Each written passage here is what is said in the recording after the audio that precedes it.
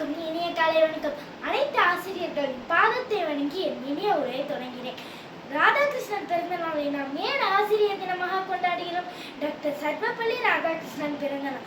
புகழ்பெற்ற தத்துவ ஞானியும் அறிஞரும் இந்தியாவின் 2வது குடியரசுத் தலைவருமான டாக்டர் சர்வப்பள்ளி ராதாகிருஷ்ணன் பிறந்த நாள் செப்டம்பர் 5ஆம் தேதி ஆசிரியர் தினமாக தேர்ந்தெடுக்கப்பட்டது குறிப்பிடத்தக்கது.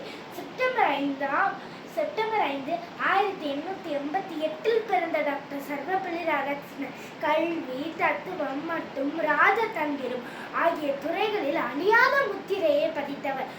அவர் இந்திய குடியரசுத் தலைவராக பணியாற்றியது மட்டுமின்றி கல்வியில் ஆழ்ந்த ஈடுபாடு மற்றும் புலமை பணிகளில் புகழ் பெற்றவர். அவரது மகத்தான செல்வாக்குதான் அவரது பிறந்த நாளை ஆசிரியர் தினமாக கொண்டாட வழிவகுத்தது.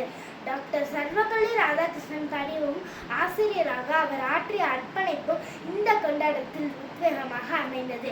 அவரது பிறந்த நாளை கொண்டாட முன்வந்த போது தனது தனிப்பட்ட கொண்டாட்டத்தில் கவனம் செலுத்தாமல் அனைத்து ஆசிரியர்களையும் கௌரவிப்பதற்காக இந்த நாளை அர்ப்பணிக்க வேண்டும் என்று பரிந்துரைத்தார்.